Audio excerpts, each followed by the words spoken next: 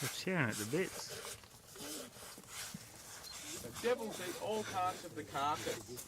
They eat fur, bones, skin and claws. They're like a garbage disposal unit. We've even found a kidney bruise in a Tassie devil's feces. Oh. Wow. As you see, no table manners for devils, each individual for itself. They want to get as much food in as possible. It's in the wild. They really don't know when the next meal is. It could be 5 minutes away or it could be a week away. Someone dropped their glove.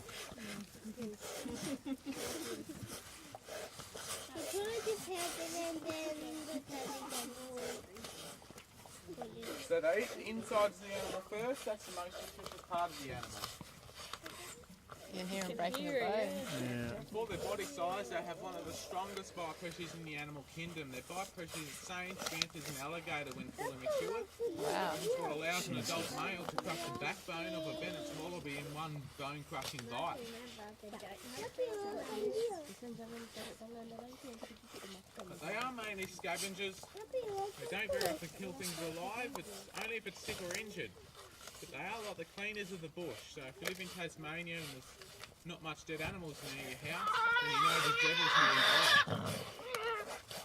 They're quite vocal animals as well. They can use up to 29 different vocalisations. Generally 11 of those are used at feeding time.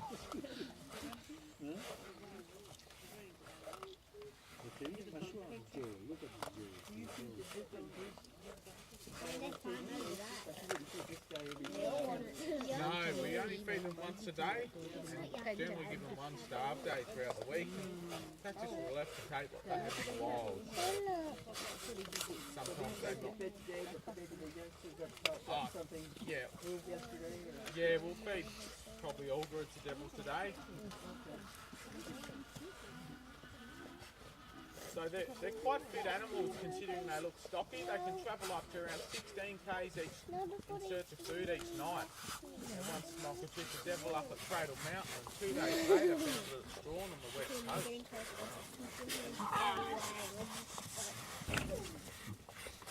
So each individual has different white markings. No devil has the same. It's similar how we all have different fingerprints. Although 15% of devils are pure black. So they're basically playing a game of tug of war, which will break down the carcass and also make the feeding easier. So when hungry enough, the devil can eat up to 40% of its body weight in half an hour. It's like one of us eating a 5-kilogram piece of steak.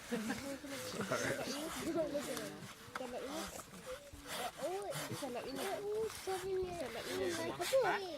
that's the male. Like pigs, are they, mate?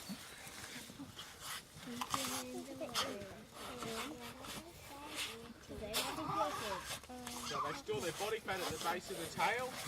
You see quite a lot of fat down there. That's where they balance their awfully shaped body out. So definitely helps when travelling.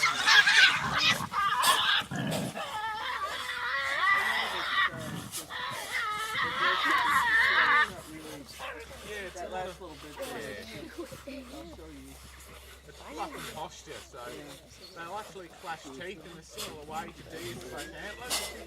That's to avoid any serious injury.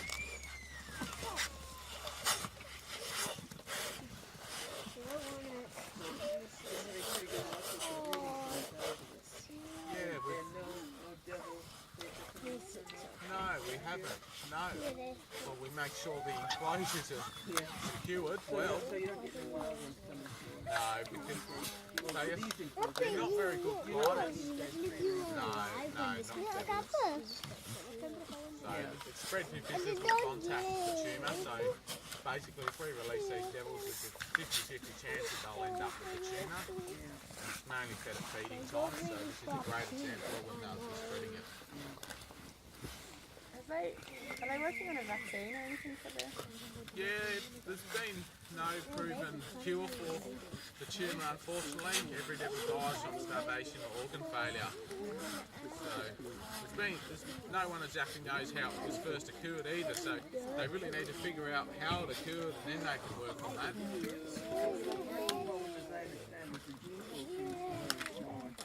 Yeah, well, the numbers of devils in the wild. I mean, 80% of the population's been wiped out. So from 100,000 to around 20,000. Inbreeding's going to be more common. Yeah, that's kind of the issue in the gene pool and not getting a good, variety. Yeah.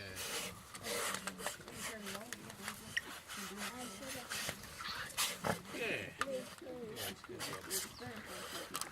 They're really close to the head. Yeah.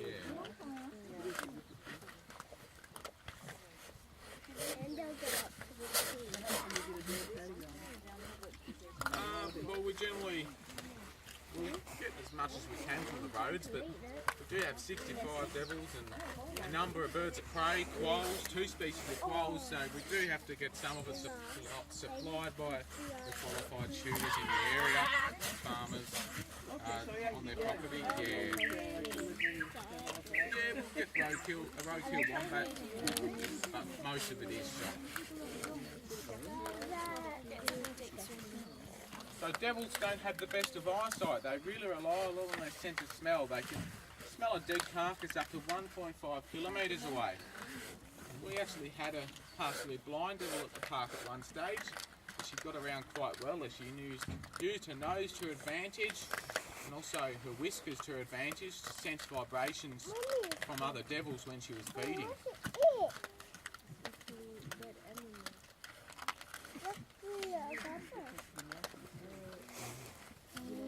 So similar to the wombat, the devil also has a backwards facing pouch, but it is a burrowing animal, but it doesn't dig as extensively as what a wombat does. It'll quite often try and end up stealing a wombat burrow in the wild, but doing that does pose a risk, as you know that the wombat has a very hard plate on its back end and it will use it to its advantage.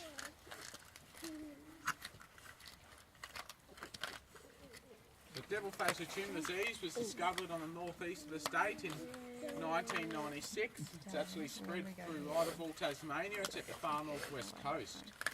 It is predicted to get there soon though. They predict extinction in the wild within the next 10 to 15 years.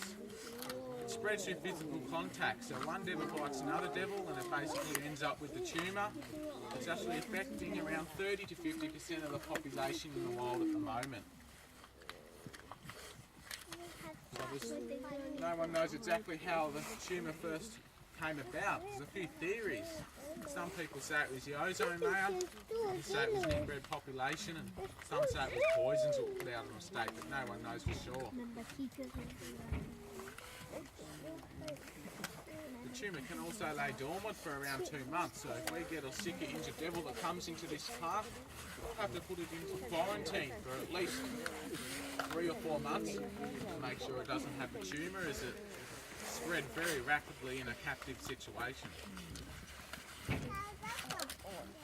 Are you exporting any devil young to other places in Australia? Yeah, we do. So just to keep not have an inbred population in the zoos and the wildlife parks.